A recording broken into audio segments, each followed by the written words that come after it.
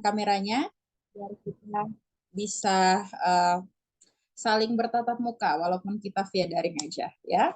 Oke, selamat malam semua. Di hari yang berbahagia ini kita kembali lagi di webinar Self Development Class. Ini adalah webinar pertama kita di tahun 2023.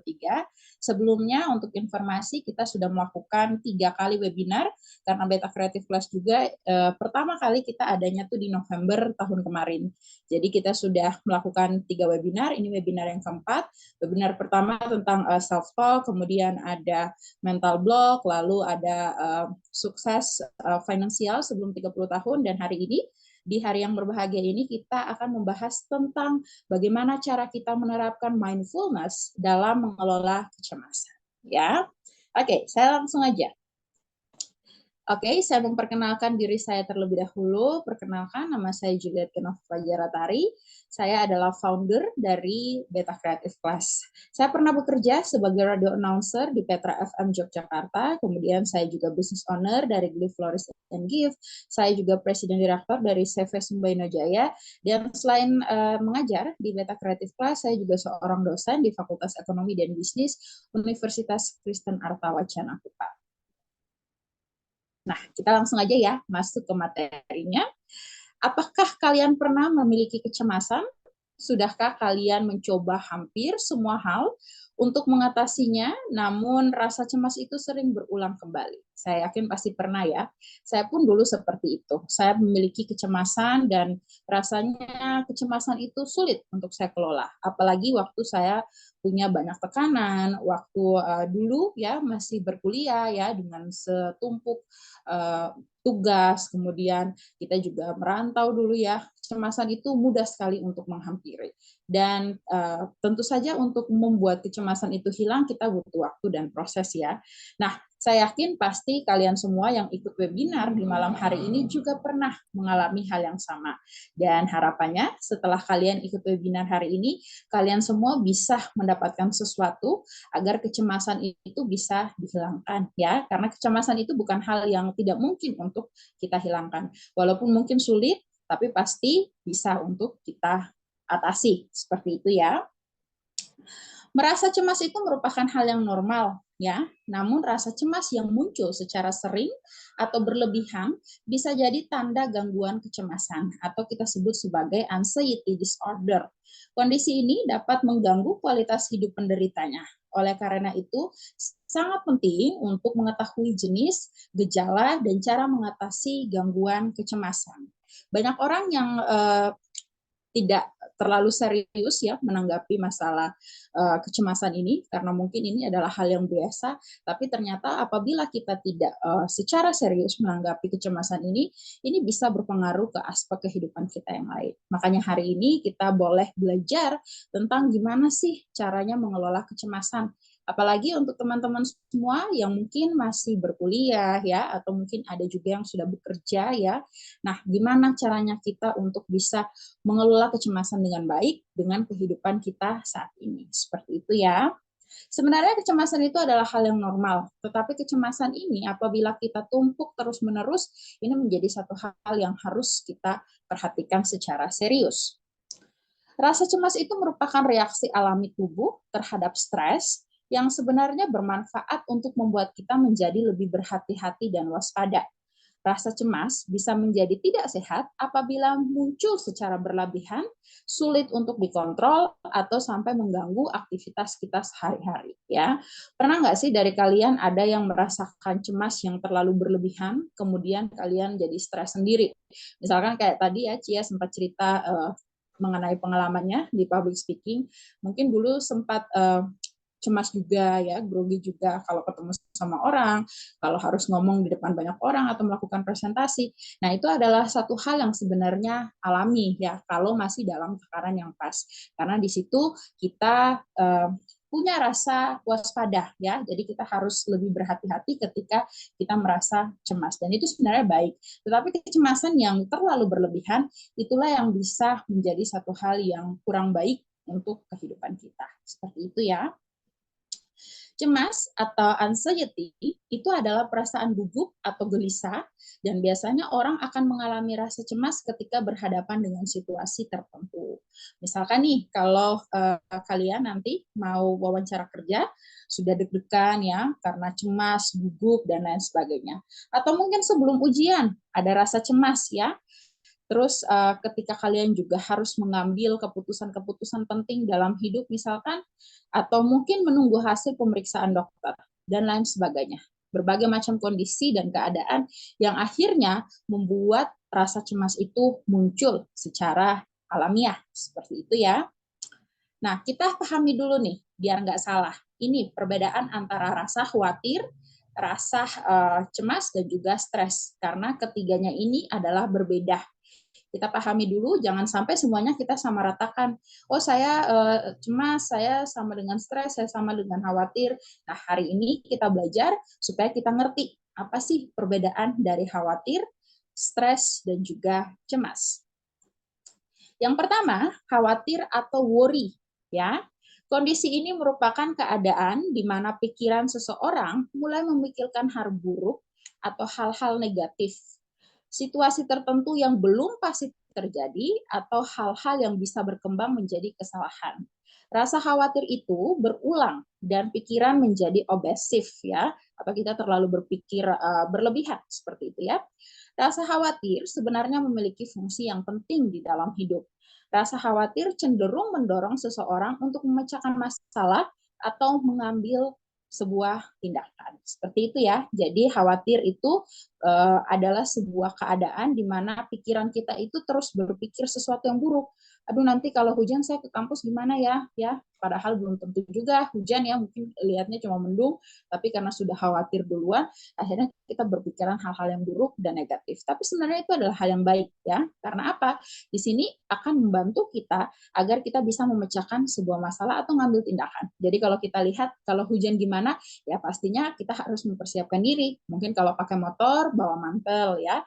Mungkin kalau naik kendaraan umum bisa bawa payung ya, biar tidak basah seperti itu. Itu contohnya untuk yang pertama, yang khawatir. Kemudian ya, di sini kita harus paham bahwa kekhawatiran itu sebenarnya merupakan cara otak kita dalam menangani masalah agar diri seseorang tetap merasa aman. Namun, jika memikirkan masalah yang terus-menerus, maka fungsi kekhawatiran justru akan hilang. Jadi baik ya, rasa khawatir itu adalah sesuatu yang baik. Namun kalau kita terlalu memikirkan sesuatu yang sama berlebihan, rasa khawatir itu tidak bisa bekerja sebagaimana mestinya. Makanya kalau kita khawatir dalam taraf yang normal, seperti tadi misalkan kalian mau ke kampus terus kalian lihat mendung, meskipun belum hujan juga, atau mungkin sebentar lagi akan kembali cerah, tapi dengan adanya rasa khawatir, akhirnya kalian bisa mempersiapkan diri dan mengambil sebuah tindakan. Nah, itu masih baik fungsi khawatir ya, karena membuat seseorang merasa aman. Tapi kalau khawatir yang terlalu berlebihan, nah itu akan menghilangkan fungsi khawatir. Dan itu sangat berbahaya. Ya. Kemudian yang kedua, ada yang namanya stres ya. Pernah nggak sih kalian ngalamin stres mungkin karena kebanyakan tugas, atau mungkin ada kondisi-kondisi yang membuat kalian akhirnya tidak bisa berpikir dengan jernih dan tenang. Nah, stres ini merupakan sebuah respons fisiologi yang terkait dengan satu hal atau peristiwa yang terjadi di luar diri seseorang. Ya, dan stres ini kalau kita mau ya memulai stres, kita harus punya pemicu stresnya, atau kita sebut di sini sebagai stresor ya. Harus ada pemicu dulu baru bisa membuat seseorang itu menjadi stres. Pemicu stres ini biasanya berupa keadaan eksternal, seperti misalkan diagnosa dokter. Misalkan dapat diagnosa dokter yang kurang baik, kita menjadi stres, kita menjadi kepikiran ya. Lalu mungkin kita ditinggal orang terdekat ya, orang tersayang, itu juga bisa menjadi pemicunya. Atau mungkin mengalami PHK, mungkin juga buat yang mahasiswa skripsinya tidak kunjung di ACC oleh dosen, bisa jadi ini akan menimbulkan stres ya, dan lain sebagainya. Jadi stres itu didefinisikan sebagai reaksi terhadap perubahan lingkungan atau adanya ketakutan yang melebihi kemampuan individu tersebut ya.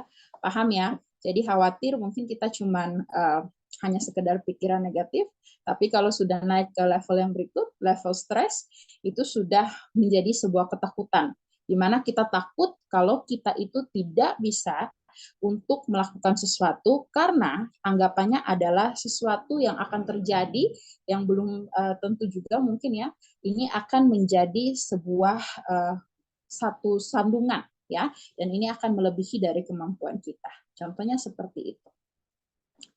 Ketika kita ngalamin stres, tubuh itu akan menunjukkan gejala seperti detak jantung yang berdebar kencang, kemudian telapak tangan terasa lembab ya karena berkeringat, juga nafas menjadi pendek. Pada awalnya stres mungkin terasa nyaman karena ketika kita ngalamin stres, adrenalin dan kortisol kita membanjiri tubuh kita. Ada dua macam stres ya, yakni stres akut dan juga stres kronik. Misalkan contohnya seperti ini. Saat seseorang berada dalam kemacetan, saat terburu-buru berangkat kerja, atau menyelesaikan tugas di detik-detik akhir, itu kita sebut sebagai stres akut. Ya, stres akut itu adalah stres yang bisa mereda dengan sendirinya kalau semuanya itu sudah bisa teratasi. Jadi semisal kalau kalian terjebak kemacetan, terus kalau kalian sudah terlepas dari kemacetan dan sudah sampai ke tempat tujuan, ya sudah tidak bisa terstres lagi karena sudah selesai ya, saya sudah tidak terjebak kemacetan lagi. Kita sebut itu sebagai stres akut. Tapi ada satu lagi yang namanya stres kronik ya. Ketika tubuh kita itu terus berada dalam mode fight or flight ya, istilahnya seperti itu. Itu adalah istilah dalam tubuh kita, kondisi di mana kita terlalu terpacu secara adrenalin, kemudian diri kita itu menantang diri kita sendiri ya. Kita mau melawan atau kita mau lari nih. Jadi ada pergejolakan batin yang cukup kuat di dalam diri kita. Nah, ini dikarenakan adanya situasi yang tidak terselesaikan, yaitu pemicu stres dari masalah yang ada. Contohnya, kalau kalian ngadapin masalah finansial atau keuangan, nah itu kan cukup berlangsung lama. Gimana caranya biar saya bisa mendapatkan solusi dari masalah saya? Atau mungkin kalian merasa terganggu ya dengan kehadiran seseorang di dalam hidup kalian. Nah, ini adalah satu hal yang agak sulit untuk kita selesaikan dengan cepat ya. Nah, dampaknya ini bisa berakibat timbulnya masalah-masalah kesehatan seperti gangguan pencernaan, ya, resiko penyakit jantung dan melemahnya sistem kekebalan tubuh. Itu yang kita namakan sebagai stres kronik. Jadi seperti itu ya, ada stres yang akut ya, ketika kita stres, tapi kalau udah selesai ya udah selesai gitu aja. Tapi ada lagi stres yang memang butuh waktu ya, butuh waktu yang cukup lama untuk kita selesaikan. Seperti itu ya. Nah, yang berikut adalah kecemasan atau anxiety. Kalau stres dan kekhawatiran itu adalah gejalanya, maka kecemasan ini kita bisa sebut sebagai puncaknya. Karena ini mengandung sebuah unsur kognitif, ini dari rasa khawatir dan juga fisiologis atau stres. Kecemasan itu merupakan apa yang terjadi ketika kita menghadapi banyak kekhawatiran dan stres. Jadi kalau udah mulai banyak hal ya, tekanan-tekanan, kita mungkin akan merasa cemas ya. Kita akan merasa tidak nyaman karena kita sudah stres, kita sudah worry, kita sudah khawatir. Akhirnya ini akan membuat kita merasa sangat tidak nyaman ya, merasa sangat akhirnya kelelahan sendiri dengan diri kita. Nah, kecemasan ini dalam beberapa hal dapat menjadi respon alarm palsu. Jadi jangan sampai kalian terpicu atau terangsang dengan kecemasan yang akhirnya membuat kalian rugi sendiri seperti itu. Contohnya nih, saat seseorang secara refleks menunjukkan respon stres, seperti dia ngerasa deg-degan, dia merasa tiba-tiba dia keringat dingin, atau dia merasa sesak nafas karena satu kondisi yang memang tidak bisa terselesaikan. Karena dia ingin mengatakan kepada dirinya bahwa atasannya marah dan pekerjaannya salah. Padahal belum tentu ya. Kalau misalkan kalian di situasi dunia pendidikan di kampus, mungkin kalian takut dosen marah, atau takut nanti skripsinya tidak diterima, atau mungkin presentasinya kurang baik, padahal belum tentu seperti itu. Nah, ini bisa menjadi sebuah kecemasan. Dan ini adalah alarm palsu, ya, karena belum tentu hasilnya seperti itu. Makanya jangan pernah tertipu dengan kecemasan yang akhirnya merugikan kita sendiri, membuang-buang waktu, membuang-buang energi ya, tenaga, akhirnya kita merasa tidak nyaman. Jadi kita harus hati-hati. Makanya hari ini kita belajar kecemasan itu apa sebenarnya. Supaya kita jangan pernah salah untuk menerjemahkan apa itu kecemasan, apa itu kekhawatiran, dan juga stres. Seperti itu ya. Anxiety atau kecemasan adalah rasa ketakutan yang menyebar. Kecemasan sering kali muncul sebagai respon terhadap ancaman yang tidak nyata atau tidak diketahui. Jadi sesuatu yang belum pasti, ya, tapi kita sudah cemas duluan. Mungkin kita ada di situasi sulit atau kita ada di situasi yang tidak menyenangkan, tapi belum tentu akhir dari situasi tersebut adalah kita akan gagal. Bisa saja kita akan berhasil, tapi karena kita sudah punya anxiety atau kecemasan terlebih dahulu, dan itu menyebar, membuat semua aspek kehidupan kita cukup terganggu, itu bisa membuat kita menjadi tidak bisa beraktivitas dengan baik, ya. Pernah ngerasain yang namanya panic attack, tiba-tiba panik, ya? Mungkin ketika kalian mau pergi, terus kunci motor lupa taruh di mana, cari kiri kanan, bongkar kiri kanan, panik, dan sudah terlambat, misalkan seperti itu. Merasa tidak nyaman, atau ketika mungkin kalian mau presentasi sebentar lagi, tiba-tiba laptopnya ngehang, atau tiba-tiba lampu mati ketika kalian harus ngirimin tugas, dan berbagai situasi lainnya. Nah, panic attack ini kayaknya semua orang pernah ngalamin ya. Tiba-tiba kondisi yang tidak menyenangkan itu terjadi, dan akhirnya itu akan menyebabkan sebuah kecemasan atau anxiety, ya. Jadi cemas itu terjadi ketika coping mechanism seseorang sudah tidak mampu untuk menangani rasa cemas. Sehingga terdapat kesalahan dalam otak yang membuat seseorang itu mengira ada bahaya atau ancaman, meskipun sebetulnya tidak ada. Jadi coping mechanism itu merupakan berbagai usaha atau langkah yang dilakukan oleh seseorang untuk mengatasi masalah yang menyebabkan stres pada dirinya. Jadi belum tentu masalah itu terjadi, tapi karena kita sudah panik, akhirnya otak kita itu membuat keliru ya. Jadi kirain bakalan ada satu ancaman, padahal belum tentu itu terjadi. Jadi gejala kecemasan kita bisa lihat dan kita bisa klasifikasikan menjadi dua, yaitu kita lihat dari segi psikologis dan juga fisik ya. Kita lihat bersama. Yang pertama, ketika kita cemas bisa ditandai dengan gejala psikologi. Kita bisa merasa khawatir atau kita punya rasa takut yang berlebihan. Bahkan mungkin kita bisa panik, ya. Kita merasa tegang, perasaan kita tidak nyaman, merasa selalu dalam bahaya. Merasa gelisah atau tidak dapat duduk tenang. Berbicaranya juga sudah berlebihan atau mungkin tempo bicaranya juga cukup cepat ya. Lalu kita sulit untuk berkonsentrasi. Kemudian apa yang terjadi? Kita merasa takut untuk kehilangan kendali. Kita takut mungkin merasa takut mati ya. Mungkin karena kita sebenarnya stres, terus nafas kita mulai sesak ya. Terus kita takut ini jangan-jangan aku udah mau kenapa-kenapa nih. Aku jangan sampai kena sakit dan ini bahaya, mungkin aku bisa kehilangan nyawa dan lain sebagainya. Atau mungkin bisa takut menjadi gila ya. Kita jangan pernah sepelekan hal tersebut karena kita harus tahu dulu penyebabnya. Lalu yang terjadi, kebanyakan anak muda zaman sekarang susah tidur ya, merasa insomnia karena itu adalah satu kondisi yang merupakan dampak dari kecemasan. Lalu rasa ingin pingsan atau tercekik ya, jadi merasa tidak nyaman secara psikologis, kita sudah terlalu menumpuk ya, sudah terlalu banyak khawatirnya, sudah merasa gelisah, dan akhirnya semuanya itu menjadi kacau. Mungkin kalian bisa lihat kalau seseorang yang bicaranya sudah ngelantur ya, atau ngarung ngidul, atau mungkin ngomongnya itu terlalu cepat, terlalu berlebihan, mungkin aja dia ada merasa cemas. Seperti itu contohnya. Ini untuk gejala psikologinya. Kemudian yang berikut, kita bisa lihat dari gejala fisik ya. Gejala fisiknya, tekanan darah dan denyut jantungnya tiba-tiba meningkat.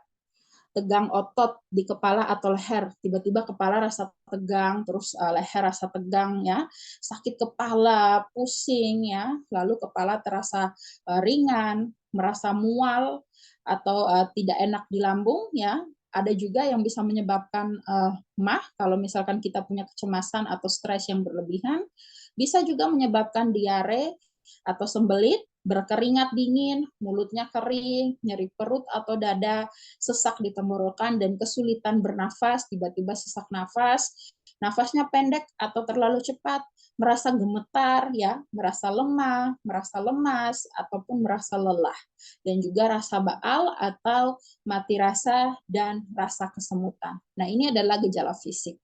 Kadang-kadang orang itu memeriksakan diri ke dokter, diagnosanya adalah dia kecapean, tapi kita tidak tahu ya masalahnya apa sampai menyebabkan seperti itu. Mungkin dia ada masalah psikologis, bukan masalah kesehatan secara fisik.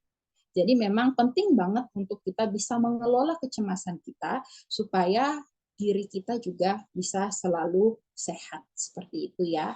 Karena kalau kita punya pikiran yang terlalu berlebihan, sebuah kecemasan yang terlalu berlebihan atau bahasanya adalah overthinking, itu bahaya banget. Bahaya karena ini bisa mengganggu segala aspek kehidupan kita. Tidak hanya secara psikologis, secara fisik pun kita bisa terkena berbagai macam serangan penyakit. Karena apa? Sistem imun kita pasti menurun. Pasti kita nggak akan kuat, ya. Pasti gampang down, gampang terpuruk. Makanya penting banget dari diri sendiri mulai untuk belajar mengelola kecemasan. Nah, kita pahami dulu apa itu ketakutan dan kecemasan. Ketakutan dan kecemasan itu sering muncul bersamaan, ya. Jadi sama-sama ketika kalian rasa takut, kalian rasa cemas, datangnya barengan. Ketakutan itu berkaitan dengan ancaman yang diketahui atau dipahami, sedangkan kecemasan itu berasal dari ancaman yang tidak diketahui.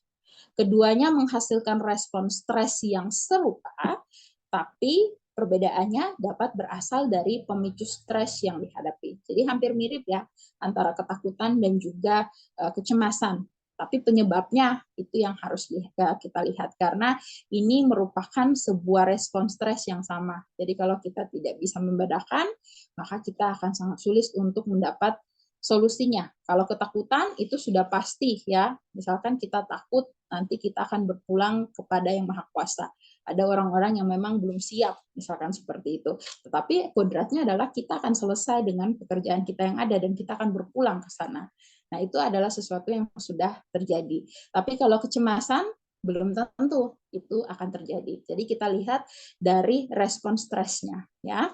Karena ini akan membuat kita sulit untuk bisa membedakan. Otak kita bisa menjadi keliru kalau kita tidak tahu kita sedang berada di fase yang mana. Kita khawatirkah, kita streskah, atau mungkin kita cemas, atau mungkin kita takut, ya. Karena ini hampir mirip-mirip semuanya, ya.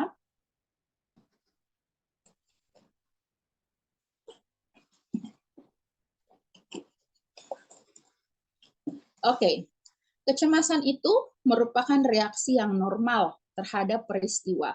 Namun, gangguan kecemasan atau kita sebut sebagai anxiety disorder itu merupakan gangguan mental yang berdampak besar pada kehidupan. Ya, cemas itu masih oke. Tapi kalau kita sudah mengalami gangguan kecemasan atau sudah dalam takaran yang berlebihan, maka ini akan menjadi satu hal yang perlu untuk kita tindak lanjuti. Orang dengan gangguan kecemasan mungkin tidak mau melakukan apapun untuk menghindari kecemasan. Karena dia sudah terkungkung dalam rasa cemas ya, akhirnya dia tidak bisa ngapa-ngapain lagi ya. Yang dia bisa adalah dia terus ada di dalam rasa cemas tersebut. Dan umumnya orang dengan gangguan kecemasan tahu bahwa kecemasannya tidak berdasarkan kenyataan, tetapi mereka itu terjebak ya, terjebak oleh pikiran dan perasaannya karena sudah fokus bahwa saya ini akan terjadi apa-apa kalau saya seperti ini, saya seperti itu. Akhirnya cemas, dan ini menjadi gangguan kecemasan karena sudah berlebihan ya dan tidak bisa mendapatkan solusinya. Akhirnya dia tahu sebenarnya bahwa sebenarnya kalau saya nggak gini juga saya bisa mendapatkan opsi yang lain seperti itu. Tapi karena dia sudah terlanjur berpikiran dan terkungkung di dalam rasa cemas, sehingga akhirnya membuat dia terjebak dengan apa yang menjadi pikiran dan perasaannya sendiri. Nah, anxiety disorder atau gangguan kecemasan itu merupakan sekelompok masalah mental yang termaksud gangguan kecemasan umum.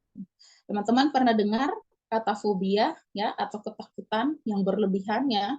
Nah, anxiety disorder ini juga bisa menyebabkan fobia sosial, fobia spesifik, misalkan seperti argofobia atau fobia terhadap tempat umum. Jadi orang ini tidak bisa ada keramaian karena dia punya ketakutan tersendiri. Dan juga klaustrofobia atau fobia terhadap tempat tertutup ya, kebalikannya lagi ya, ini fobia yang spesifik, misalkan dia nggak bisa ada di ruangan tertentu karena dia punya ketakutan atau trauma tersendiri, seperti itu ya. Dan juga gangguan panik. Gangguan kecemasan adalah masalah mental umum yang mempengaruhi banyak orang dan beberapa orang untuk memerlukan pengobatan secara serius. Jadi kalau kalian sudah ada di tahap kecemasan atau gangguan kecemasan yang berlebihan, sebaiknya ini harus ada penanganan secara serius. Kalau kecemasannya masih bisa untuk kalian handle, itu masih aman karena pada dasarnya cemas itu normal, itu respon normal dari diri kita untuk melindungi diri kita. Tapi kalau sudah terlalu berlebihan, maka ini harus ada penanganan khusus. Seperti itu ya, karena ini menyebabkan anxiety disorder. Dampaknya apa sih kalau seseorang itu mengalami gangguan kecemasan? Tentu saja orang tersebut akan menarik diri atau mengisolasi diri dari lingkungan sosialnya. Karena dia sudah terlalu terkungkung dengan pikirannya, dia sudah tidak mau membuka diri lagi, ya, sudah tidak mau menerima asumsi dari orang lain, saran, ya, apalagi kritikan, itu merupakan satu hal yang sulit untuk dia terima. Nah, akhirnya dia mengisolasi dirinya dari lingkungan sosial. Bisa juga itu mengarah pada keadaan depresi secara klinis. Jadi dia bisa mengalami depresi karena sudah terlalu lama dalam kecemasannya, terlalu terkurung dengan rasa cemasnya, akhirnya dia depresi. Ya, depresi itu sudah cukup berbahaya ya kalau tidak ditangani secara serius, karena itu bisa bukan hanya sekedar kita mengalami gangguan mental aja, tapi sudah bisa ke kejiwaan, dan itu harus kita tangani secara serius. Nah, gangguan kecemasan atau anxiety disorder itu bisa menurunkan produktivitas seseorang. Kalau kalian sudah terlalu cemas, apa yang bisa kalian lakukan? Mengisolasi diri, menutup diri, tidak mau bergaul ya, semua mau dilakukan sendiri. Nah, tidak tanpa disadari bahwa ini akan menurunkan produktivitas dari diri orang tersebut ya. Nah, depresi dan kecemasan itu bisa terjadi secara bersamaan.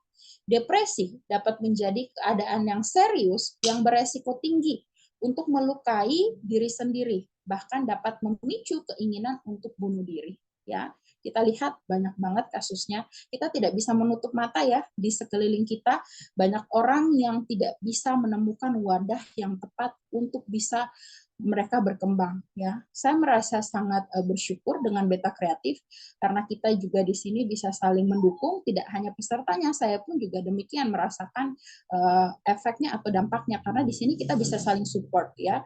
Nah, ketika orang tidak menemukan support system, tidak menemukan wadah yang tepat, mereka itu bisa melakukan apa aja ya yang bisa membahayakan dirinya karena pikirannya itu sudah kalut, sudah berpikir pendek lah istilahnya seperti itu, dan itu sangat bahaya banget. Kalau tidak bisa ditangani dengan baik, depresi itu bisa membuat seseorang melakukan hal-hal yang ekstrim ya, bisa melukai dirinya sendiri ya. Saya sering banget lihat itu orang kalau putus cinta, mereka bahkan bisa melakukan hal-hal yang ekstrim. Mungkin karena tidak ada edukasi juga, kemudian ya itu tadi support system, lingkungannya, yang akhirnya membuat seseorang itu punya peluang yang besar untuk melakukan hal-hal yang kita khawatirkan. Seperti itu ya.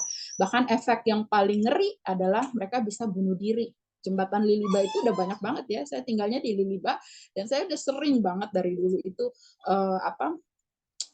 mendengar cerita dan menyaksikan langsung juga beberapa kali ketika lewat, melihat adanya kasus orang pengen buang diri. Rasanya sayang banget ya, kehidupan kita ini sangat menyenangkan sebenarnya kalau kita bisa menikmati dengan cara yang tepat. Ya, masalah itu kan tidak bisa kita hindari.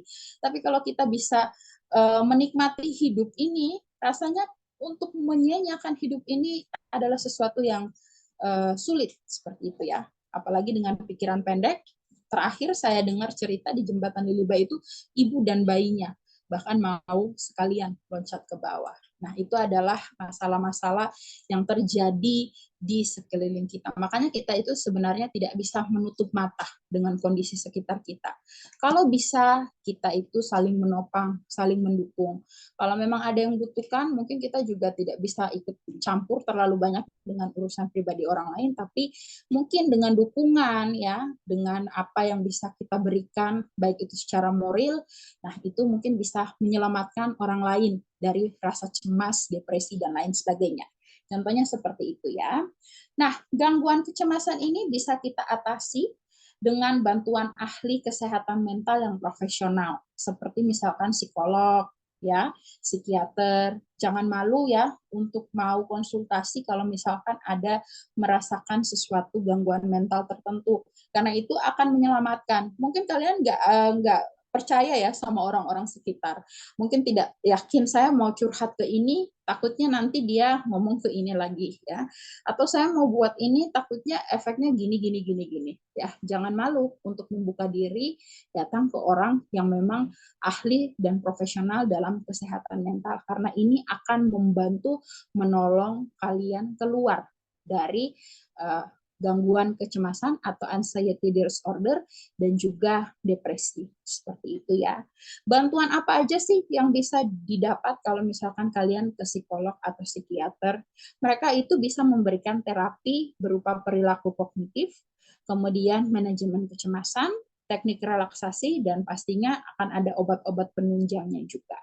Jadi kalau memang ada orang-orang di sekeliling kita atau mungkin diri kita sendiri yang belum mampu untuk mengelola kecemasan yang berlebihan atau anxiety disorder, sebaiknya kita mulai mencari atau mempertimbangkan ya untuk pergi ke psikolog atau psikiater. Seperti itu ya. Jadi sebenarnya cemas itu baik adanya, tapi jika berlebihan memang itu harus kita notice ya atau kita perhatikan juga. Nah, apabila gangguan kecemasan sudah mengganggu kehidupan seseorang, mungkin dapat mempertimbangkan untuk menemui ahli kesehatan mental untuk membantu menanganinya. Jadi ini merupakan satu edukasi juga ya untuk kita semua. Jangan pernah untuk menyepelekan masalah kecemasan dan juga gangguan mental lainnya. Karena apabila tidak kita kelola dengan baik, dampaknya itu akan sangat luar biasa. Jadi hari ini dengan edukasi gimana caranya kita bisa mengelola kecemasan, diharapkan teman-teman semua bisa mendapatkan satu ilmu yang baru yang bisa membantu kalian dalam menjalani kehidupan ke depannya. Seperti itu ya. Mari kita belajar mencintai diri sendiri dengan cara memprioritaskan kesehatan mental. Lepaskan jebakan gangguan kecemasan dengan self-acceptance atau penerimaan diri. Ya, pernah dengar ya self-acceptance, berdamai dengan keadaan, berdamai dengan diri kita sendiri, dan kita harus lebih memprioritaskan kesehatan mental. Ada orang yang memang dia itu terlalu suka berkorban ya, saya dalam tanda kutip, karena orangnya itu lebih mementingkan perasaan orang lain atau tidak berani berkata tidak ya, sehingga akhirnya dia mengorbankan diri dan perasaannya, dan itu akhirnya bisa menjadikan satu kecemasan ya. Kalau misalkan saya nggak berani nih, saya nggak mau diajak teman buat nongkrong karena mungkin saya lagi tanggal tua ya, keuangan saya jadi tidak baik, tapi saya nggak bisa ngomong tidak. Akhirnya saya iyain aja, padahal saya ini lagi bermasalah dengan finansial. Akhirnya dia mengorbankan dirinya. Ini contohnya ya. Jadi dengan berani berkata tidak, itu akan membantu kita bisa mengelola rasa cemas yang ada. Seperti itu ya. Dan tentu saja kita harus bisa berdamai dengan diri sendiri, memiliki self acceptance. Seperti itu ya.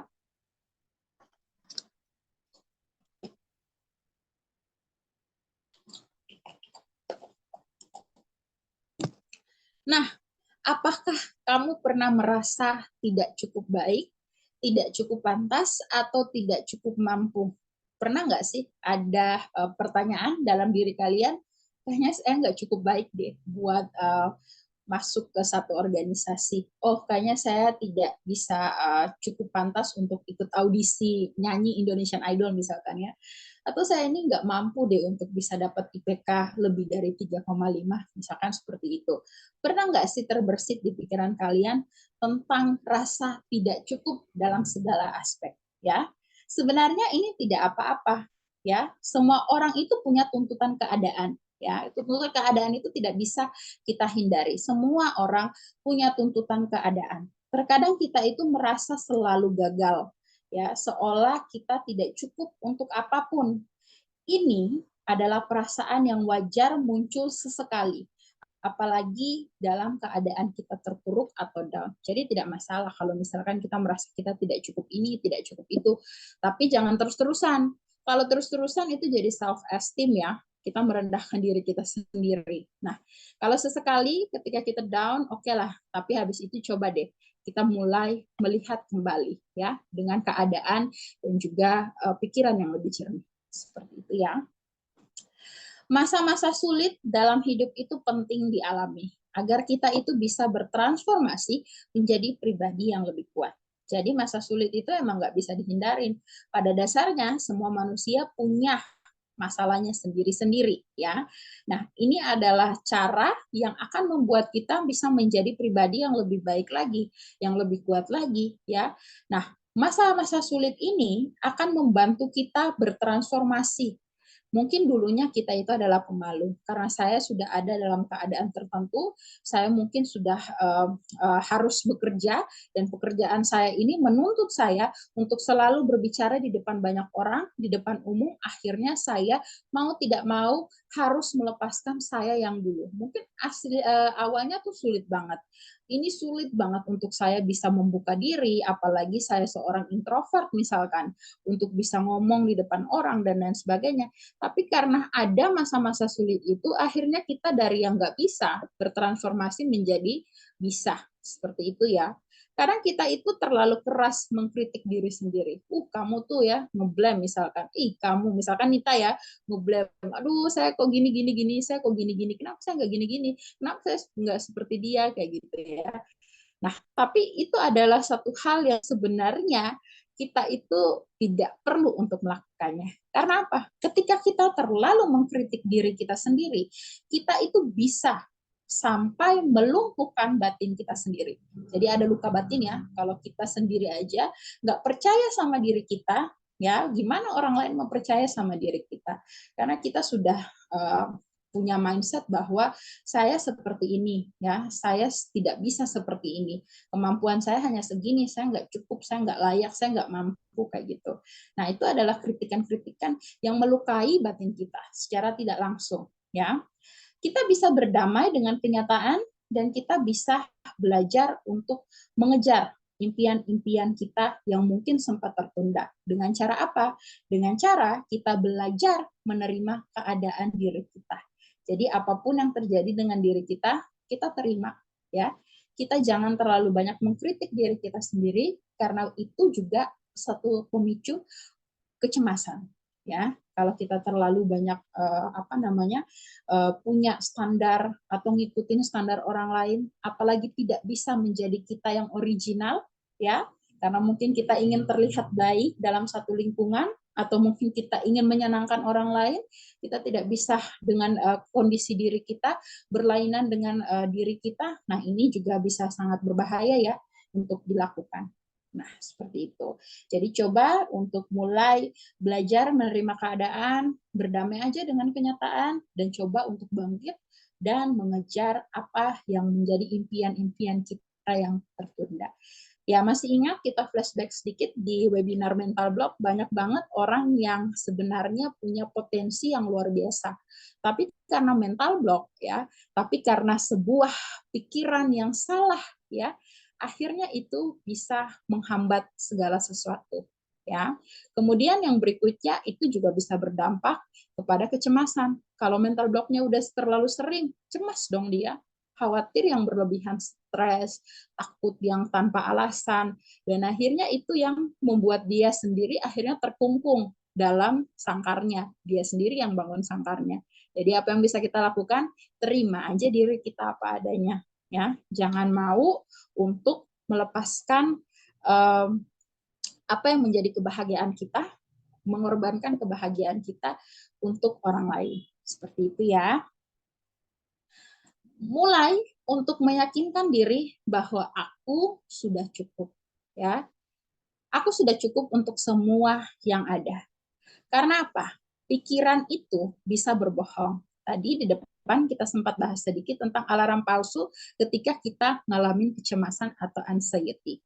Pikiran kita ini bisa menimbulkan ilusi-ilusi tertentu kalau kita tidak pandai untuk mengelolanya. Kita mungkin merasa tidak cukup baik, ya, tidak cukup mampu, tidak cukup layak, tidak cukup penting, dan tidak cukup di segala hal. Nah, di saat itulah tanpa kita sadari ada mindset yang terbentuk, ya, pola pikir yang terbentuk. Dan pola pikir ini yang akhirnya akan mempengaruhi harga diri seseorang. Jadi kamu kalau misalkan tidak bisa mengelola mindset dengan baik karena merasa atau mendoktrin pikiran kalian, apalagi melakukan self-talk negatif terus, bahwa saya nggak bisa, saya nggak mampu, saya nggak gini, saya nggak gitu ya, saya pasti akan gagal dan lain sebagainya, akan menjadi sebuah mindset. Dan mindset itu yang membuat kita merasa punya self-esteem atau rendah diri. Akhirnya apa efeknya? Tidak hanya cemas aja, minder, tidak bisa membuka diri ya, takut sekali ya, ngatain dirinya bahwa saya introvert, padahal belum tentu. Beberapa waktu lalu kita punya kelas bedah buku mempelajari tentang introvert dan extrovert. Jadi introvert dan extrovert itu tidak bisa segampang itu kita mengklaim ya.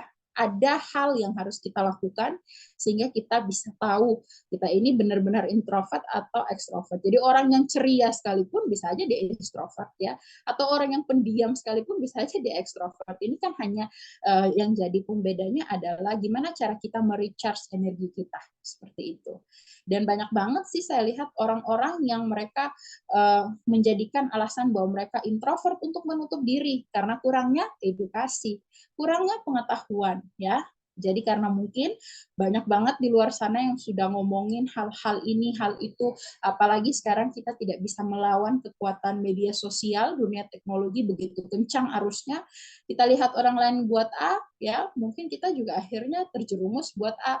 Padahal sebenarnya kita juga bisa melawan arus. Tapi kalau kita lawan arus nggak ada pegangan, ya nggak ada edukasi yang tepat, gimana caranya kita bisa berdiri melawan arus seperti itu ya. Jadi coba untuk kita melihat kembali, merefleksikan kembali, kira-kira apa sih yang harus kita lakukan. Jangan sampai dengan kita merasa kita nggak bisa, kita nggak layak, membuat sebuah mindset yang membuat harga diri kita itu kita sendiri yang menurunkannya, bukan orang lain. Mungkin orang lain melihat, wow saya kagum banget nih sama Cia misalkan. Cia ini keren banget ya, dia akuntansi, dia pintar, dia gini-gini. Tapi Cia dengan dirinya sendiri, dia nganggap bahwa, duh saya kayaknya nggak bisa deh, saya gini deh, gini deh. Padahal orang lain melihat Cia itu dengan rasa kagum. Tapi karena kamu sudah punya mindset bahwa kamu nggak layak, kamu nggak bisa, kamu nggak penting, akhirnya harga diri kamu sendiri yang kamu turunkan, bukan orang lain. Dan ini penyebab kecemasan, ya, penyebab seseorang itu mengalami cemas. Seperti itu ya.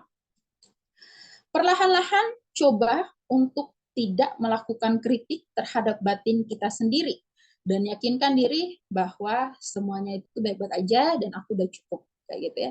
Saya sudah cukup baik, saya sudah cukup layak, saya cukup penting ya, menghargai diri sendiri, punya self love ya.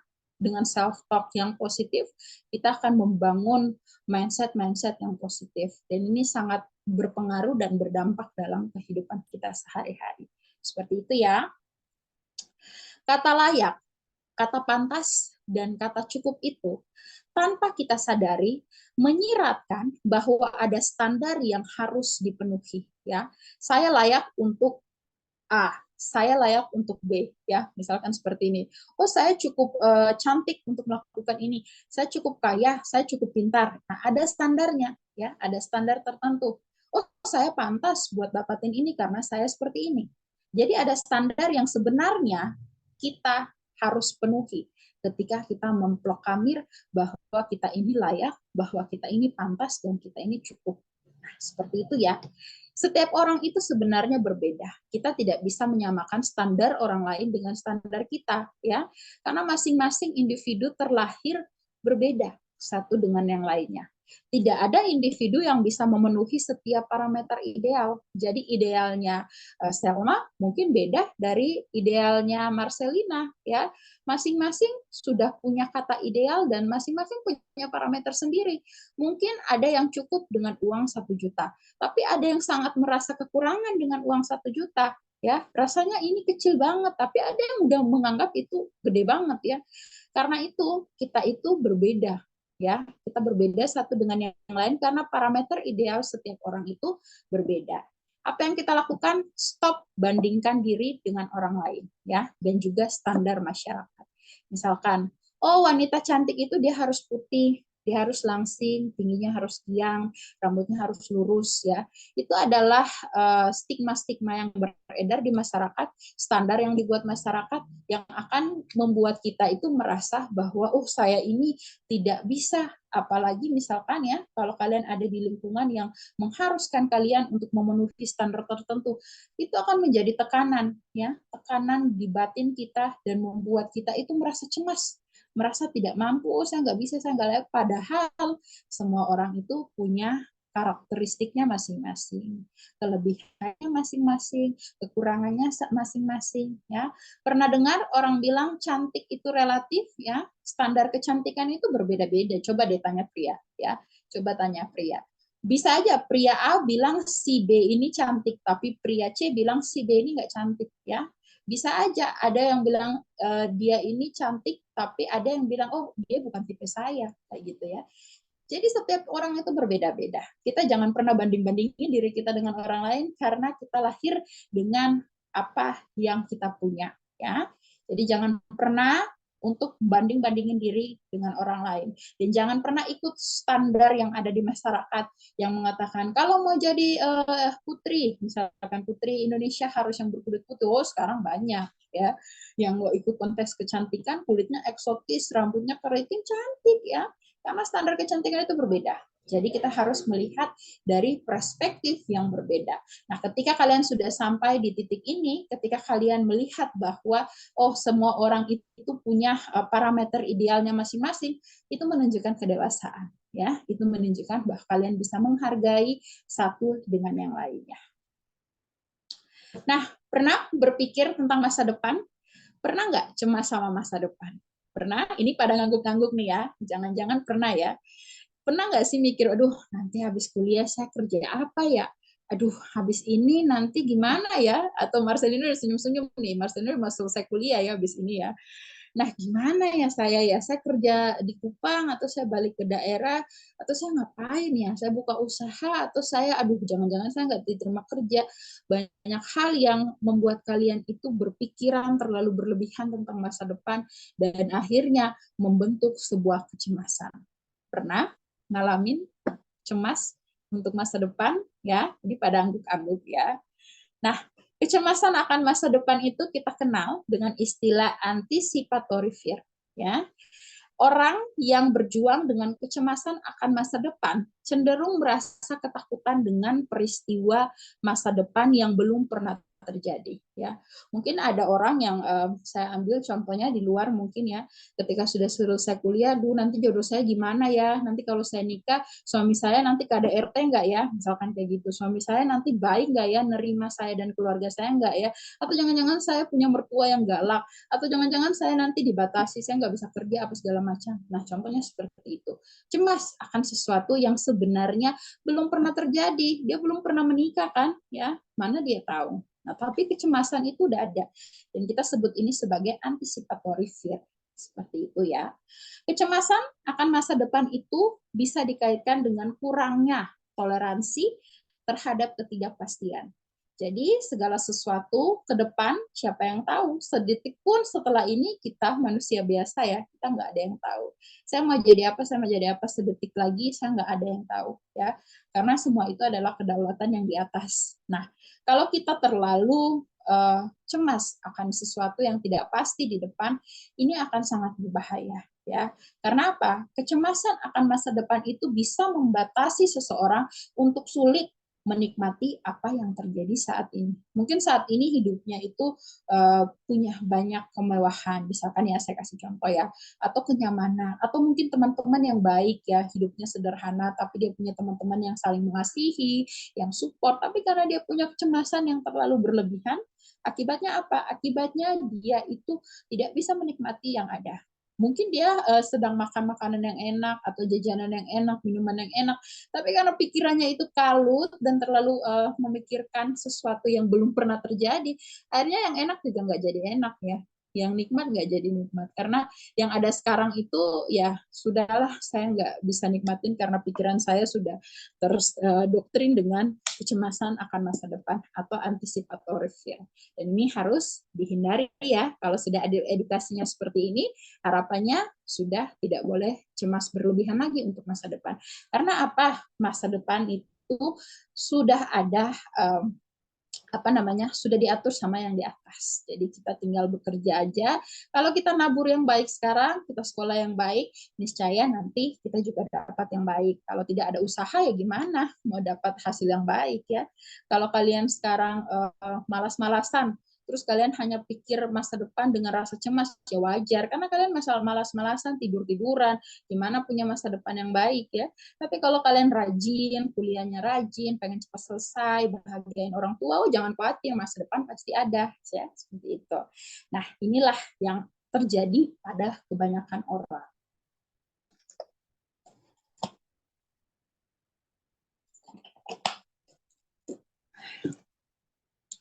Kendalikan pikiran kalian, ya. Pikiran kita itu bisa mengalir seperti air sungai yang tenang, atau bahkan bisa menjadi air terjun yang sangat deras dan itu bisa mengguncang telinga kita, ya.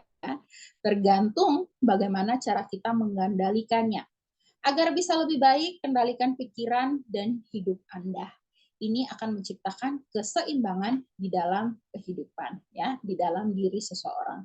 Jadi kita mulai mengendalikan pikiran, karena pikiran kita ini yang akan membantu kita mengambil berbagai macam keputusan dalam hidup. Kalau kita pikirannya diisi dengan rasa cemas terus-menerus, gimana kita bisa mengambil keputusan? Yang ada kita akan terus terpuruk dalam kondisi yang itu-itu saja, stuck di situ ya. Menghindari kecemasan adalah hal yang tidak mudah, tetapi bisa diatasi. Kecemasan memang ya sering datang ya, karena secara naluriah, secara alamiah itu juga memproteksi diri kita. Tapi kita bisa untuk mengatasinya. Dengan menerapkan mindfulness dapat bermanfaat bagi kesehatan mental, fisik, kognitif, dan juga pengelolaan kecemasan. Mindfulness bisa membantu masa-masa sulit, mendorong dan meningkatkan damai sejahtera di dalam diri. Jadi ingat, kecemasan itu ya adalah hal yang memang tidak mudah untuk kita hindari ya. Tapi kita bisa mengatasinya. Jadi kalau memang kalian berpikir sampai, aduh saya udah nggak bisa kayak gini, saya putus asa, saya melakukan hal-hal yang di luar nalar, nah, itu sekarang mulai untuk berubah ya, karena kecemasan apapun yang ada di bawah bumi ini ya, di bawah langit ini semuanya pasti punya solusi. Gimana kita menenangkan pikiran kita biar kita ketemu solusinya, karena pikiran kita itu ingat ya, filosofi air tadi bisa menjadi air sungai yang tenang atau mau jadi air terjun yang berisik, yang sekali datang arusnya gede banget ya. Jadi kita harus belajar mengendalikan pikiran. Nah, ini ada cara kita bisa menerapkan mindfulness namanya. Lalu apa itu mindfulness? Mungkin sudah ada yang bertanya-tanya ya. Jadi secara bahasa, mindfulness itu artinya kesadaran yang merupakan salah satu metode meditasi yang digunakan untuk melatih seseorang lebih fokus terhadap apa yang terjadi di sekitarnya. Mindfulness akan membantu Anda lebih sadar akan keadaan sekitar, serta mampu menerima emosi secara terbuka. Jadi misalkan kalau seseorang dilanda kecemasan, pikirannya kalut ya, sudah tidak bisa berpikir dengan jernih, akhirnya dia itu tidak bisa melihat apa yang ada di sekitarnya. Ya, sebenarnya ini kalau dia berpikir lebih jernih lagi, dia akan nemuin solusinya. Tapi karena sudah ada dalam titik tertentu, akhirnya orangnya itu tidak memiliki kesadaran akan keadaan sekitar serta dia itu tidak bisa mengelola emosinya. Nah, mindfulness akan membantu orang yang mempraktekannya lebih mencintai dirinya sendiri. Ya, seperti itu mindfulness ya. Jadi ini bentuk kesadaran yang bisa kita pakai dalam mengelola kecemasan. Menggabungkan mindfulness dan penerimaan diri atau self acceptance ya. Ini dapat membantu mengelola pikiran dan perasaan cemas.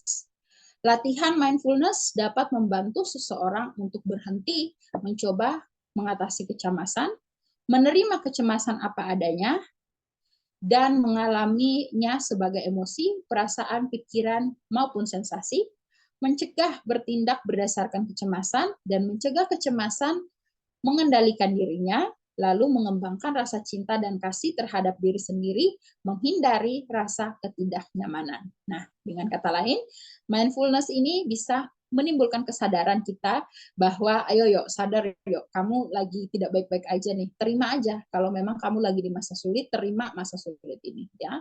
Jadi dengan mindfulness ini kita punya penerimaan diri atau self acceptance. Seperti itu ya. Ketika kita menggabungkan kedua hal, mindfulness dan juga penerimaan diri, kita niscaya bisa mengelola pikiran dan juga perasaan kita yang sedang cemas. Seperti itu ya. Apa sih manfaat dari mindfulness dalam mengelola kecemasan? Dengan menerapkan mindfulness, seseorang itu akan memiliki kemampuan mengambil jeda, ya, mengambil jeda saat berada dalam momen keraguan antara munculnya pemicu kecemasan dan respon yang harus diambil. Jadi dengan kata lain ya, ketika kalian mungkin sudah berpikir kalut, berpikir cemas, terus kalian sudah mau melakukan satu hal yang mungkin saja bisa membahayakan diri kalian, dengan menerapkan mindfulness ini, kalian bisa ambil jeda. Aduh, apa sih yang mau aku lakuin? Tenang, tenang, tenang. Misalkan seperti itu. Menenangkan diri dulu. Oh, tenang dulu ya, tenang dulu. Akhirnya mungkin respon yang kalian buat itu akan membahayakan diri kalian. Dengan mindfulness ini, kalian bisa lebih tenang dan kalian bisa memberikan respon yang lebih positif. Ya, mungkin aja kayak kalian marah sama seseorang, ya. Kalian cemas karena mungkin ada orang yang mengganggu diri kalian, ada orang yang katakanlah mungkin julid ya, atau membicarakan kalian tidak benar, atau mungkin kena fitnah ya. Kan udah marah banget nih, udah cemas, udah khawatir, udah kesel banget ya. Rasanya saya mau nemuin orangnya terus saya mau marah-marah. Contohnya seperti itu ya. Tapi kalian tidak mengambil respon ketemu orangnya dan marah-marah orangnya karena kalian ada mindfulness. Jadi kalian kasih jeda dulu dari emosi kalian. Aduh, tenang-tenang. Saya mikirin dulu ya. Kalau saya ketemu sama dia terus saya marah-marah, aduh nanti ini akan menjadi satu hal yang merugikan saya. Karena ya nanti orang anggap saya apa? Saya sudah dianggap sebagai seorang pemarah, misalkan seperti itu. Atau saya seorang yang punya respon yang kurang baik terhadap apa yang sebaiknya tidak saya lakukan. Oke, mungkin saya bisa ambil cara lebih elegan lagi. Mungkin saya ajak dia buat ngomong baik-baik ya, karena dia kasih jeda. Kalau dia tidak kasih jeda, dia bisa langsung melakukan respon yang spontan. Nah, kalian lihat sendiri spontanitas itu efeknya juga kadang kalau kita tidak mengelolanya dengan baik bisa bahaya. Nah, itu bisa merugikan diri kita sendiri. Pernah nggak sih ngerasa menyesal karena sudah melakukan sesuatu? Aduh, tadi coba kalau saya tidak seperti itu. Kayaknya saya nggak akan malu banget deh. Coba tadi kalau saya nggak seperti itu, kayaknya saya akan gini deh. Nah, kita tidak memberikan jeda, kita akan spontan dengan respon. Karena kita terbawa emosi, ya. Kita terbawa satu hal yang mendorong kita, adrenalin kita memuncak, mendorong kita untuk melakukan satu hal yang buruk dan merugikan nama baik kita sendiri. Misalkan seperti itu. Dengan memberi jeda, itu bisa menghentikan respon otomatis sering datang terlalu cepat dan merugikan. Pernah dengar ya, orang bertindak itu lebih cepat dari apa yang dipikirkannya karena sudah saking emosinya, sudah terpancing ya, apalagi kalau siang-siang itu ada yang bikin jengkel, bikin kesal, mungkin tetangga kos putar musik gede-gede saat kalian mau belajar, mau ujian, udah kesel banget rasanya, saya mau ke kamar kosnya dia, saya mau marah-marah ya. Nah, itu kan merugikan kalian sebenarnya. Akhirnya kalian dianggap kurang bisa toleransi, mungkin seperti itu ya. Tapi kalau kalian pergi menegur, tetap menegur orangnya tapi dengan lebih sopan, halo, permisi ya, dikatakan dengan baik, mungkin akan ada hubungan baik di sana ya.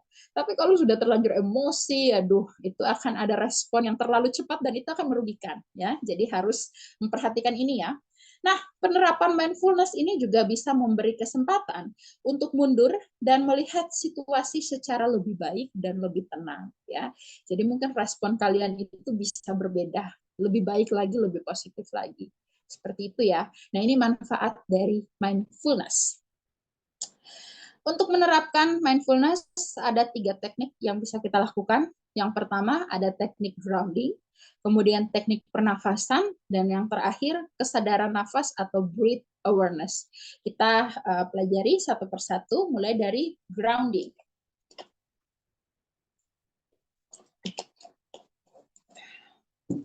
Nah, latihan grounding.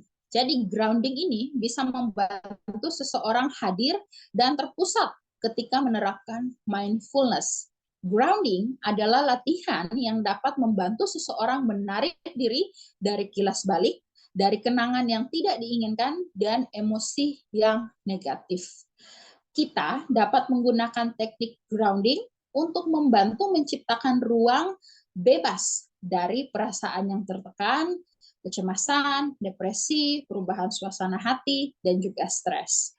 Salah satu teknik grounding adalah dengan menggunakan panca indera atau objek nyata terhadap sesuatu yang bisa disentuh untuk membuat kita bergerak melewati situasi sulit, ya. Jadi latihan grounding ini sebenarnya bisa membuat kalian lebih tenang, ya. Ketika kalian lagi marah banget ya, lagi emosi banget yang akhirnya membuat kalian cemas, ini antara saya harus ngelabrak dia atau saya tenang di kamar kos nih, dia udah berisik banget putar lagunya, saya mau belajar nggak bisa ya. Akhirnya kalian sudah cemas nih, ini apa yang harus saya lakukan nih selanjutnya. Nah, coba kalian pakai latihan grounding ini ya untuk menerapkan mindfulness. Kita lihat ya latihannya apa saja yang bisa kita lakukan. Nah, latihan grounding ini pertama kalian bisa memasukkan tangan kalian ke dalam air ya. Coba. Jadi latihan grounding ini kita pakai panca indera kita ya.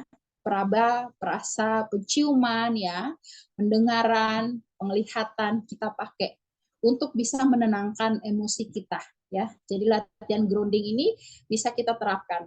Misalkan kalian masukkan tangan ke dalam air, rasain deh airnya. Ini air dingin ya, atau ini air hangat. Lebih rileks mungkin ya, lebih rileks, lebih tenang. Coba rasain airnya ya. Coba atau mungkin buka keran, terus pegang airnya, terus rasain air yang mengalir ya. Coba dirasain dulu ya. Lagi marah-marahnya nih, tapi kalian lagi berusaha untuk menenangkan diri, kalian bisa latihan grounding ini. Kemudian kalian bisa mengambil atau menyentuh benda terdekat. Misalkan kan lagi marah nih ya, lagi cemas banget nih, apa yang harus saya lakukan? Kembali ya ke case yang tadi, anak kos yang mengganggu itu. Kalian lihat ada bantal ya, udah deh, saya lebih baik pukul-pukul aja bantalnya, biar saya lebih tenang. Ya, seperti itu ya. Coba saya grounding dengan bantal. Saya rasakan nih bantal di dasar nih teman kos nih yang nyebelin nih ya. Coba deh, habis itu coba tarik nafas ya, jadi benda-benda terdekat. Tapi jangan sampai kalian membuat benda terdekat itu jadi hancur ya. Dirasakan aja dulu ya. Mungkin kamu mau cubit dia ya, kamu cubit aja bantalnya daripada langsung cubit ke yang bersangkutan ya, karena itu bisa berbahaya ya. Nah, ini bisa membantu kita juga ya. Kemudian kita bisa bernafas dalam-dalam. Tarik nafas, oke sudah ya, tenang ya, kayak gitu ya misalkan. Nah, ini juga akan membantu kita dalam latihan grounding.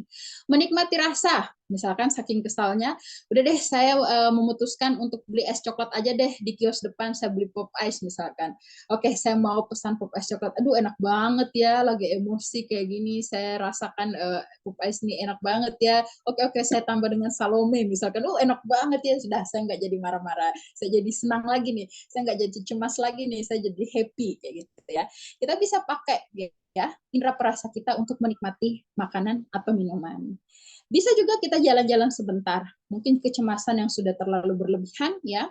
Coba deh keluar, hirup udara bebas, mungkin ke pantai, atau ngajak teman, mungkin sekedar putar-putar motor aja ya, naik motor boncengan keliling kota ya, biar lebih rileks, lebih tenang, seperti itu. Bisa juga kalian pegang sepotong es, kalau ada ya, pegang terus rasain berapa lama sih es ini cair ya, biar kalian bisa lebih merelaksasi diri kalian.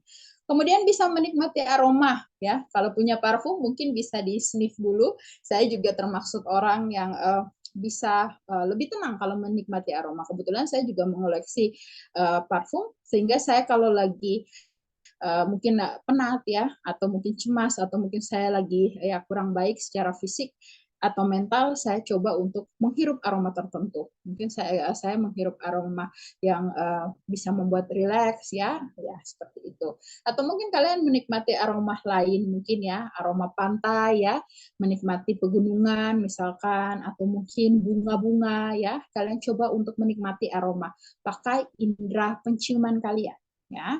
Kemudian kalian bisa mendengarkan sekitar. Jadi kasih jeda ketika lagi marah, tarik nafas, coba deh tenang, dengar, oh itu ada burung bersiul tuh, oh ada anjing tetangga gonggong, oh ada ayam tetangga tuh, oh ya, coba. Dengan kalian mendengarkan sekitar, kalian itu bisa punya kesadaran diri lagi, ya.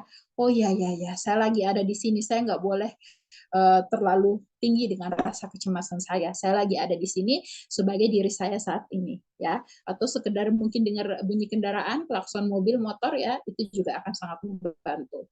Lalu merasakan tubuh kalian sendiri. Mungkin kalian sambil duduk atau berdiri, kalian bisa rasakan perasaan tubuh dari ujung rambut ke ujung kaki. Rasakan mungkin mata saya sedang berkedip, ya. Saya sedang bernafas, ya. Lalu mungkin detak jantung saya sedang berdebar, ya, atau mungkin rambut saya sedang gatal misalkan, itu kita merasakannya, kita menggunakan indera perasa untuk merasakan tubuh kita sendiri. Ketika kita sudah merasakan diri kita sendiri, kita punya kesadaran penuh atau kita punya mindfulness, kemudian kita bisa ada rasa syukur ya. Oh ya, apapun masalah yang saya hadapi, seberat apapun, saya bersyukur karena setidaknya saya masih bisa makan hari ini sehingga perut saya merasa kenyang. Atau setidaknya saya masih bisa punya tempat tinggal sehingga saya bisa berbaring, misalkan seperti itu. Jadi mensyukuri aja apa yang ada. Itu untuk latihan grounding. Berikutnya, kita bisa pakai juga latihan pernafasan. Jadi teknik pernafasan mindfulness ini melibatkan sistem saraf parasimpatis dan menenangkan tubuh serta pikiran sambil melepaskan endorfin yang membuat seseorang merasa lebih baik ya. Jadi dengan latihan pernafasan ini diharapkan kalian punya sistem saraf itu tidak tegang lagi, jadi lebih rileks ya. Latihannya seperti apa? Ya, ini ya latihannya ya. Kalian mungkin bisa duduk dalam posisi yang nyaman dengan tulang belakang lurus ya. Jadi duduk dengan posisi yang ternyaman, lalu mulai untuk menarik nafas dalam atau melakukan deep breathing. Tarik nafasnya, oke ya, dicoba untuk menghela nafas. Lalu coba deh kalian bayangkan sebuah persegi atau kotak ya. Saat bernafas, hitung hingga 4 dengan membayangkan bahwa dengan setiap hitungan naik dari satu sisi bujur sangkar. Misalkan kalian bernafas, kalian pikir, oh ini di atas persegi. Bayangin aja ya, ini bagian kirinya, ini bagian alasnya, ini bagian kanan, bagian belakang. Seperti itu, sampai 4 kali. Ini contohnya secara psikologis ya. Kemudian kalian bisa tahan nafas, setelah hitungan keempat, bayangkan telah melewati sisi persegi yang atas. Jadi kalian coba tahan nafas, kemudian kalian bayangin kotak ya, persegi. Kalau kalian ini lihat aja dus ya, gerdus itu ya, kerdus itu ya. Ada sisinya, ada alas, ada kiri, kanan, atas, bawah. Sampai kalian keempat, kalian hitung, kalian bayangin kalau kalian sudah sampai di bagian penutupnya, kerdus yang atas atau di bagian atasnya. Kalau kalian sudah membuat seperti itu, kalian tahan nafas setelah hitungan 4, bayangkan Anda telah melewati sisi atas persegi. Setelah itu buang nafas dan menghitung hingga 4. Bayangkan kalian setelah dari tutupannya, ya tutupan kardusnya dalam persegi, kalian bayangin lagi turun ke bawah. Dan kalian bisa ulangi siklus ini selama beberapa menit. Jadi ini sebenarnya adalah meditasi. Seperti tadi ya penjelasannya, meditasi singkat yang dilakukan ketika kalian ingin melakukan mindfulness. Supaya lebih tenang ya, supaya lebih rileks. Seperti itu ya. Ini untuk teknik pernafasan. Dan yang berikutnya, atau yang terakhir, kalian bisa menerapkan latihan kesadaran nafas atau breath awareness. Latihan ini membantu seseorang mengamati gerakan dan sensasi dalam tubuh ketika menghela setiap nafas untuk mendapatkan kembali ketenangan dan rasa kendali diri. Ya, latihannya seperti apa? Kalian bisa duduk dalam posisi tegak atau mungkin kalau lebih nyaman berbaring telentang, ya.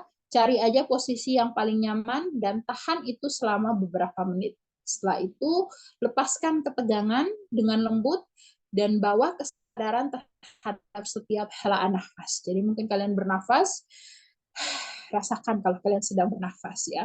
Rasakan bahwa dengan menghirup udara tersebut, kalian punya tubuh itu diisi dengan oksigen yang segar ya, yang membuat kalian itu lebih refresh. Kemudian kalian bisa amati gerak dan sensasi tubuh setiap kali menghirup dan menghembuskan napas. Biarkan perhatian bergerak bersama udara yang melewati hidung, tenggorokan ke paru-paru. Rasakan dada dan perut mengembang dan mengempis. Mungkin ketika kalian bernafas ya, ini rasa sederhana banget, ini sederhana tapi sangat sangat punya efek yang besar ya, karena kita punya kesadaran diri ya. Jadi kalian coba ngerasain, saya bernafas ya, udaranya keluar masuk ya. Saya merasakan perut dan dada saya mulai mengembang, mengempis ya. Kadang kita terlalu sibuk dengan dunia luar sampai kita tidak menyadari keadaan diri kita, bahwa kita ini bersyukur setidaknya kita sehat walafiat ya. Kita ini tidak sedang terbaring di rumah sakit. Misalkan kita masih bisa bernafas dengan gratis dan cuma-cuma, orang lain bernafas harus bayar dulu ya, harus beli tabung oksigen dulu. Nah, hal-hal kecil ini yang kadang kita lupakan. Nah, makanya dengan latihan kesadaran nafas ini akan membantu kita untuk bisa mensyukuri segala sesuatu yang ada menggunakan breath awareness. Kalian bisa melakukan ini beberapa kali ya, beberapa menit supaya kalian bisa lebih tenang lagi. Jadi mindfulness ini sangat berpengaruh untuk membantu kalian dalam mengelola kecemasan. Nah, seperti itu ya. Mindfulness dapat membantu seseorang untuk belajar bertahan dalam masa sulit tanpa terlalu menganalisis dan mendorongnya pergi. Jadi dengan mindfulness kalian lebih tenang dan kalian jadinya ya udah, saya emang lagi terpuruk misalkan. Ya udah, saya emang mungkin lagi tidak baik-baik saja, skripsi saya mungkin benar saya terima, belum diterima oleh dosen saya, atau mungkin benar saya lagi mengalami masalah finansial. Oke, saya terima itu semua ya. Jadi dengan mindfulness ini, masa sulit seperti apapun tidak kita pikirkan secara berlebihan ya, tidak kita dorong juga masa sulit itu untuk pergi atau membawa kita lari dari kenyataan, tidak. Tapi mindfulness ini membantu kita untuk belajar bertahan dalam masa sulit ya. Mindfulness membantu menciptakan ruang di sekitar kekhawatiran sehingga tidak menghabiskan energi serta memungkinkan menjelajahi penyebab stres dan khawatir secara lebih baik. Jadi kita lebih tenang ya. Setelah kita menerapkan mindfulness, kita jadi ngerti, oh ya, baiklah, saya tidak di ACC skripsinya mungkin ya, karena saya mungkin kurang banyak referensinya. Oke, baiklah, saya sudah ngerti di mana titik kesalahan saya. Oke, saya perbaiki aja daripada saya ngabisin energi untuk mengeluh ya, untuk cemas, untuk tidak melakukan sesuatu, untuk kesal, untuk bersedih. Lebih baik saya ngerti apa sih yang menjadi penyebab yang membuat saya khawatir dan stres. Nah, ini akan jauh lebih baik lagi. Seperti itu ya. Jika kita dapat memahami penyebab yang mendasari kecemasan, maka rasa lega dan juga lapang dada akan datang dengan sendirinya. Kita syukuri apa yang ada, mau kecil, mau besar, kita nikmati aja pemberian Tuhan. Termasuk dalam masa sulit ya. Masa sulit pun kita nikmati ya, karena semua itu baik adanya. Ya, semuanya akan berlalu ya. Waktu akan membuat kita banyak belajar bahwa sesuatu itu juga sebenarnya tidak perlu kita berpikir terlalu berlebihan, karena belum tentu itu bisa pasti terjadi. Ya, bisa saja rencana yang di atas lebih indah dari apa yang kita rencanakan atau kita khawatirkan atau kita cemaskan, seperti itu. Daripada membuang energi,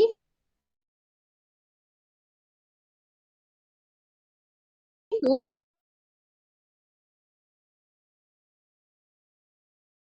untuk mengejar itu ya. Jadi mungkin sekarang setelah ikut webinar ini, ada mungkin cita-cita atau harapan atau impian atau mungkin sesuatu yang belum pernah dilakukan karena terlalu banyak cemasnya, terlalu berpikir, aduh kalau saya buka bisnis ini, misalkan Selma ya pengen jadi pebisnis ya, Selma ngambil kelas bisnis ya, jadi saya ambil contoh Selma aja.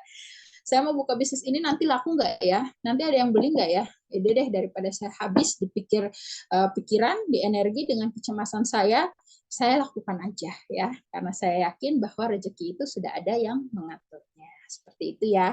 Jadi apapun yang dipercayakan kepada kita, kita syukuri aja. Mau kecil, mau besar, mau masalah, mau sukacita, mau kebahagiaan, mau kelimpahan, kekurangan, kita syukuri, kita terima aja. Karena kita kalau udah ngerti dan udah memahami penyebab yang membuat kita cemas, membuat kita itu menjadi takut, nanti kita sudah ada rasa lega. Karena apa? Ingat tadi ya, self acceptance, penerimaan diri ya. Oke, segitu aja dari saya. Sudah selesai webinarnya.